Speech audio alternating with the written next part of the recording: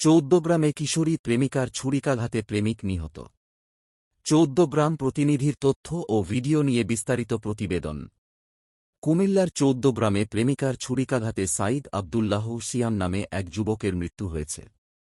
এ ঘটনায় অভিযুক্ত কিশোরী প্রেমিকাকে গ্রেপ্তার করেছে পুলিশ। সোমবার ভোর আনুমানিক ৪টা ৪৫ চৌদ্দগ্রাম পৌরসভার ৭ নম্বর ওয়ার্ডের লক্ষ্মীপুর গ্রামের মুন্সি বাড়িতে এ ঘটনা ঘটে।